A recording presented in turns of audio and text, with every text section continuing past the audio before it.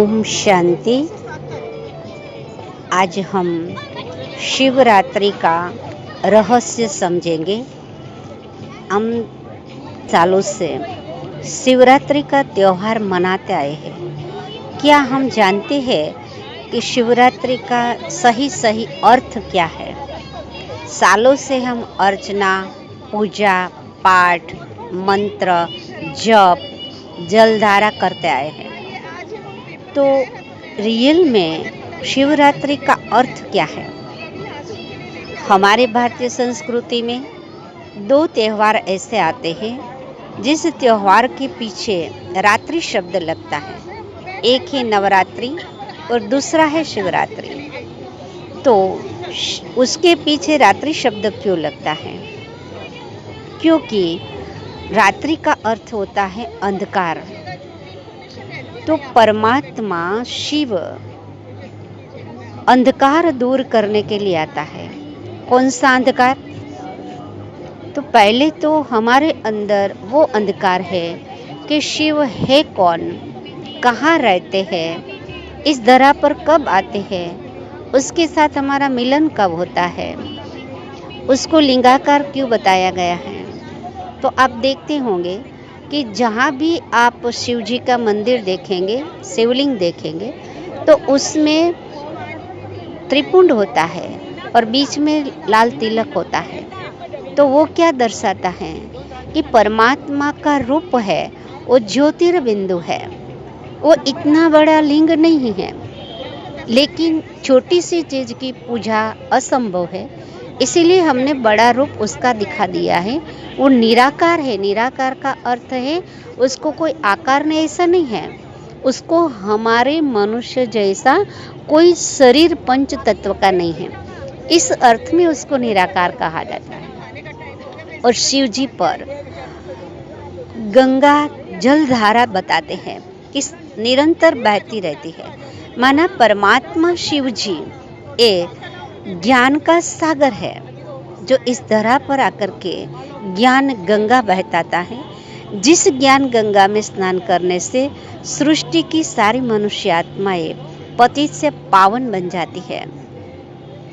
और उसके ऊपर हम कड़वे फूल भी चढ़ाते हैं। तो कड़वे फूल माना आत्माओं के अंदर रही हुई जो कड़वाहट है, स्वभाव कड़वे है, संस्कार कड़वे है, व्यवहार कड़वे है, जिससे मनुष्य दुखी हो जाता है। तो वो परमात्मा ज्ञान सागर ज्ञान दे करके हमारे आत्मा के अंदर रही हुई वो कड़वाहट को दूर करता है, माना वो अज्ञानता को दूर करता है। इसीलिए उसके अंदर उसके ऊपर कड़वे फूल चढ़ाए जाते हैं। और शिवरात्रि के दिन जागरण करते हैं 12 बजे तक।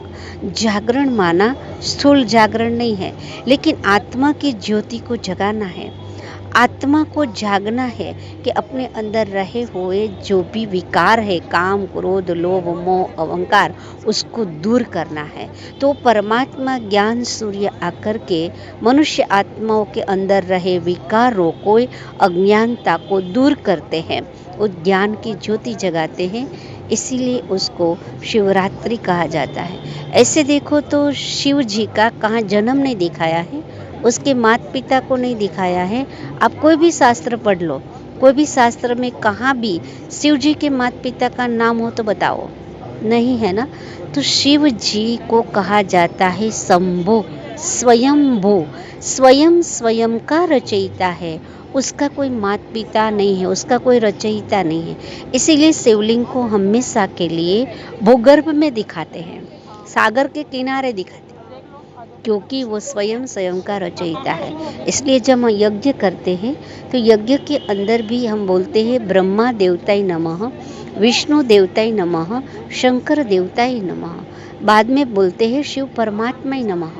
माना वो ब्रह्मा विष्णु शंकर भी देवता है, उसका रचयिता भी स्वयं परमात्मा ज्योतिर्बिंदु शिव है। तो वो शिव पिता कहाँ रहते हैं?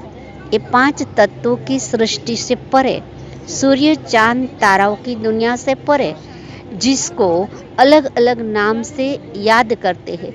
कोई इसको परमधाम कहते हैं, कोई इसको ज्योतिर्देश कहते हैं, कोई ब्रह्मांड कहते हैं, कोई ब्रह्मलोक कहते हैं, कोई उसको सातवां आसमान कहते हैं, कोई इसको निराकारी दुनिया कहते हैं, अलग अलग नाम है। वो परमात्मा शांतिधाम परम धाम का निवासी है।